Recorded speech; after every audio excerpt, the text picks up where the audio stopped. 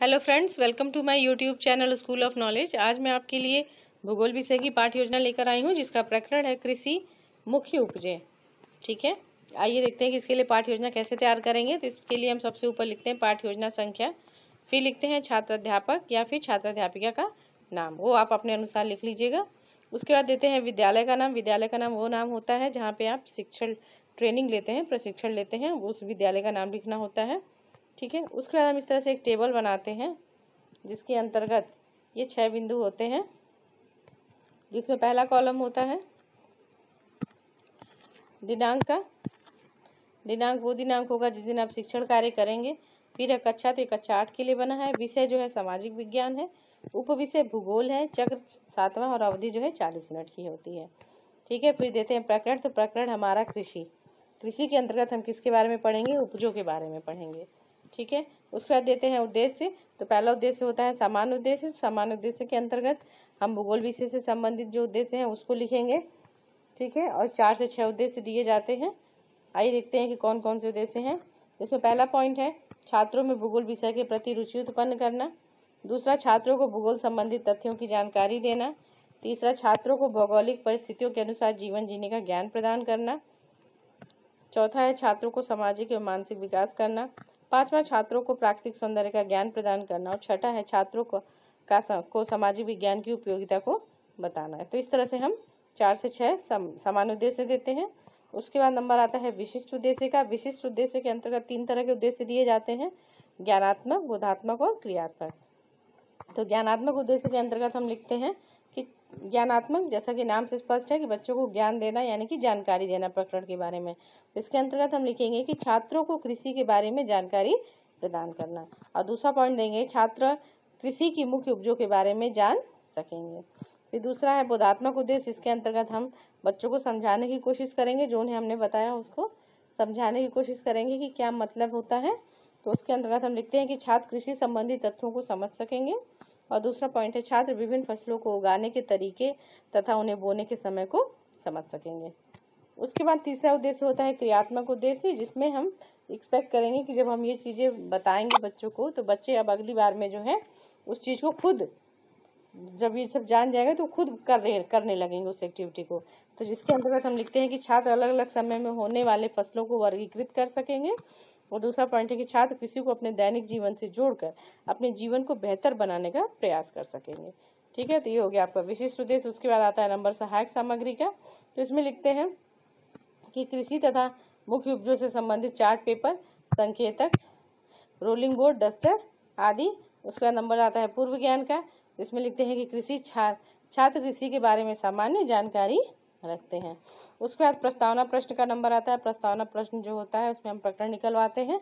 आइए देखते हैं कि किस तरह से प्रस्तावना का प्रश्न तैयार किया जाएगा। तो इसके लिए इस तरह से हम एक टेबल बनाते हैं जिसके अंतर्गत ये 3 कॉलम होंगे, क्रम संख्या, छात्र अध्यापक या छात्र अध्यापिका कथन और छात्र कथन का। तो इसमें शिक्षिका प्रश्न करती है कि बच्चों हम किस देश में रहते हैं? तो बच्चे क्या आंसर करेंगे कि हम भारत में रहते हैं। फिर हम नेक्स्ट क्वेश्चन करेंगे जो बच्चों ने आंसर किया कि भारत किस प्रकार का देश है? तो बच्चे आंसर क्या करेंगे? भारत जो है कृषि प्रधान देश है। ठीक है, फिर हम क्या करेंगे? देश से लेके फिर नेक्स्ट क्वेश्चन बनाएंगे कि हमारे देश की अधिकांश जनसंख्या कहाँ निवास करती है? तो बच्चे क्या आंसर करेंगे कि अधिकांश जनसंख्या जो है गाँवों में निवास करती है। ठीक है, फिर गांव से लेके फिर हम नेक्स्ट क्वेश्चन तैयार करेंगे कि गांवों के लोगों का मुख्य व्यवसाय क्या है? तो बच्चे क्या आंसर करेंगे कि गांव के लोगों का मुख्य व्यवसाय कृषि है। फिर नेक्स्ट क्वेश्चन हम पूछेंगे उनके आंसर को लेके कि कृषि के बारे में आप क्या जानते हैं? तो बच्चे अपने अपने संभावित आंसर देंगे और कुछ समय बाद क्या हो जाएंगे? वो मौन हो जाएंगे, जो कि उनके लिए समस्यात्मक हो जाएगा। जब समस्यात्मक हो गया तो हमारा उद्देश्य निकल जाएगा, प्रकरण निकल जाएगा हमारा। तो हम उद्देश्य कथन कहेंगे कि छात्रों आज हम लोग भूगोल विषय के अंतर्गत भारत कृषि एवं सिंचाई नामक पाठ से कृषि मुख्य उपजे नामक प्रकरण का विस्तृत अध्ययन करेंगे। ठीक है, उसके बाद हम आता है नंबर पाठ प्रस्तुतिकरण का। तो पाठ प्रस्तुतिकरण के लिए इस तरह से एक टेबल बनाते हैं जिसके अंतर्गत ये 5 कॉलम होंगे। तो पहला कॉलम में क्रम संख्या, दूसरा है शिक्षण बिंदु, तीसरा है छात्र अध्यापिका कथन, चौथा है छात्र क्रिया और 5वां है श्यामपट्ट कार्य का। तो शिक्षिका प्रश्न करती है, पहले विकासात्मक 1-2 कर लेगी कि चावल गेहूं आदि कैसे उगाया जाता है? तो बच्चे क्या आंसर करेंगे? खेती करके या कृषि के द्वारा उगाया जाता है। फिर दूसरा क्वेश्चन पूछा, कृषि के बारे में आप क्या जानते हैं? तो क्या हो जाएगा? समस्यात्मक हो जाएगा। तो बच्चे शिक्षिका क्या करेगी? जब समस्यात्मक शिक्षिका क्या करेगी? स्पष्टीकरण देगी कि भारत एक कृषि प्रधान देश है। हमारे देश में लगभग 55% लोग कृषि पर निर्भर करते हैं। विभिन्न प्रकार की जलवायु तथा विभिन्न मिट्टियों के कारण देश में लगभग सभी प्रकार की फसलें उगाई जाती हैं। ठीक है। फिर क्या कह रहा है कि कृषि से तात्पर्य केवल खेती या फसलें उत्पन्न करना ही नहीं होता है। इसके अंतर्गत पशुपालन, मुर्गी पालन, मधुमक्खी पालन, रेशम कीट पालन, बागवानी आदि भी आता है। ठीक है। तो ये हो गया कृषि का अर्थ हो गया। उसके बाद दे दिया कि जो कृषि केवल स्थानीय आवश्यकताओं की पूर्ति के लिए की जाती है उसे क्या कहते हैं? निर्वाह कृषि कहते हैं। और तथा जिस कृषि का मुख्य उद्देश्य फसल को बेचना होता है उसे हम व्यापारिक कृषि कहा जाता है। ठीक है। तो ये 3 पॉइंट हमने दे दिया कृषि के बारे में। इधर फिर श्यामपट्ट पे हम लिख के दिखा देंगे कुछ पॉइंट कि देश की कुल राष्ट्रीय आय का लगभग 17% कृषि से प्राप्त होता है। और क्या लिख दिया कि पशुपालन के अंतर्गत के अंतर्गत वे पशु पक्षी शामिल है जिन्हें मनुष्य अपनी आवश्यकताओं के लिए पालता है। ठीक है। उसके बाद लिखा कि वानिकी और मत्स्य पालन भी कृषि के अंतर्गत रखा जाता है। तो ये 3 पॉइंट हमने दे दिए श्यामपट्ट सारांश में।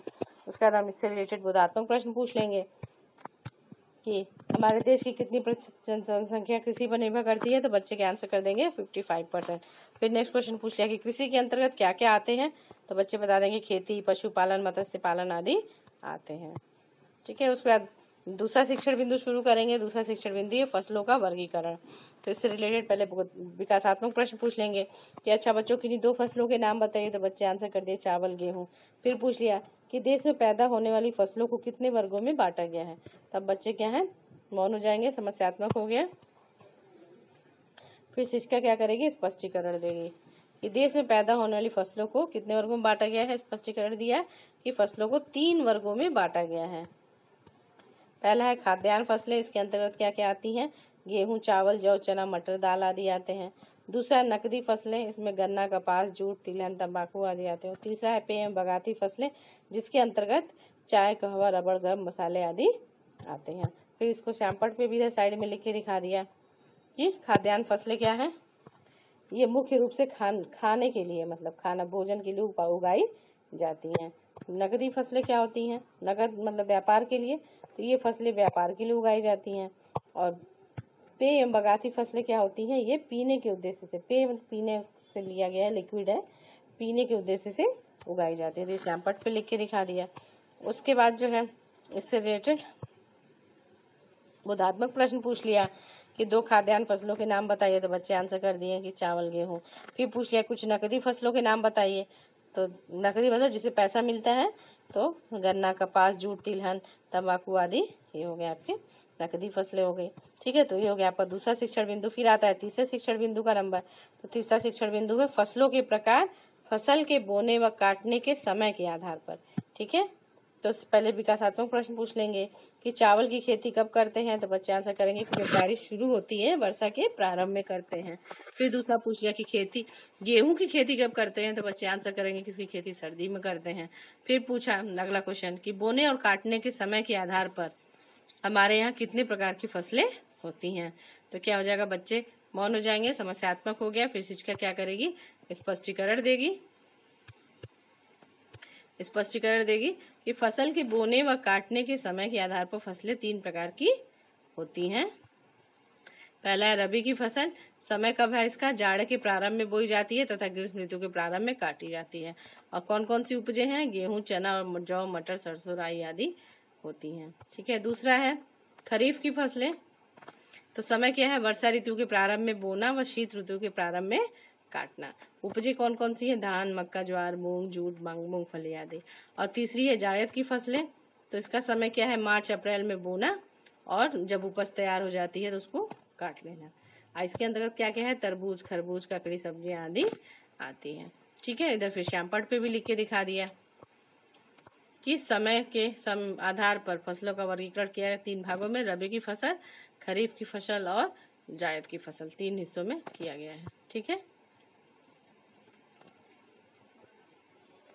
उसके बाद इससे रिलेटेड बोधात्मक प्रश्न पूछ लिया कि रबी की फसल कब उगाई जाती है? तो बच्चे क्या आंसर कर देंगे कि जाड़े के प्रारंभ में उगाई जाती है। फिर दूसरा पूछ लिया कि जायद फसलों के 2 उदाहरण बताइए, तो बच्चे आंसर कर देंगे कि सब्जियां, तरबूज, खरबूज, ये सब क्या है, जायद फसलें होती हैं। उसके बाद नंबर आता है पुनरावृत्ति प्रश्न का। तो पुनरावृत्ति प्रश्न में 3 से 4 क्वेश्चन, जितने भी आपने शिक्षण बिंदु पढ़ा है उससे एक एक क्वेश्चन जरूर पूछना चाहिए। तो हमने पहला क्वेश्चन पूछ लिया कि कृषि से क्या तात्पर्य है। दूसरा पूछ लिया कि भारत में उगने वाली फसलों को कितने वर्गों में बांटा गया है। और तीसरा पूछ लिया कि बोने व काटने के समय के आधार पर उपजे कितने प्रकार की होती हैं। ठीक है, उसका नंबर आता है श्यामपट्ट सारांश का। श्यामपट्ट सारांश में हम कोशिश करते हैं कि जो क्वेश्चन हमने पुनरावृत्ति प्रश्न में पूछे हैं उसका आंसर हम श्यामपट्ट सारांश में लिखते हैं। तो इसमें पहला है कृषि, तो कृषि से लिख दिया कि कृषि से तात्पर्य केवल खेती करना या फसलें उत्पन्न करना नहीं होता, अपितु पशुपालन, मुर्गी पालन, मत्स्य पालन, मधुमक्खी पालन भी इसके अंतर्गत आते हैं। फिर पूछ लिया दूसरा प्रश्न, भारत में उगने वाली फसलों को कितने वर्गों में बांटा गया है। तो यहाँ फसलों का वर्गीकरण कर दिया कि 3 वर्गों में विभाजन है। खाद्यान्न फसलें, जिसमें के अंतर्गत क्या आता है, गेहूं, चावल, जौ आदि। दूसरा नकदी फसलें, जिसके अंतर्गत गन्ना, कपास आदि आते हैं। और तीसरा है पेय एवं बागायती फसलें, जिसके अंतर्गत चाय, कॉफी आते हैं। फिर तीसरा पॉइंट है कि बोने व काटने के समय के आधार पर फसल जो है 3 प्रकार की है, रबी की फसल, खरीफ की फसल और जायद की फसल। ठीक है, उसका हम गृहकार दे देते हैं बच्चों को। तो गृहकार में हमने दिया है कि कृषि से क्या तात्पर्य है तथा फसलें कितने प्रकार की होती हैं, पढ़कर आना है। तो फ्रेंड्स, ये थी हमारी आज की पाठ्य योजना कृषि, जिसके अंतर्गत हमने मुख्य उपजों के बारे में पढ़ा। फ्रेंड्स, आपको मेरी ये पाठ्य योजना कैसी लगी कमेंट करके जरूर बताइएगा। अगर आपको मेरी ये वीडियो अच्छी लगी हो तो प्लीज़ इसे लाइक करें, शेयर करें और मेरे चैनल को सब्सक्राइब करें। नेक्स्ट वीडियो में आपसे फिर मुलाकात होगी, तब तक के लिए आप अपना ध्यान रखें। Take care, bye.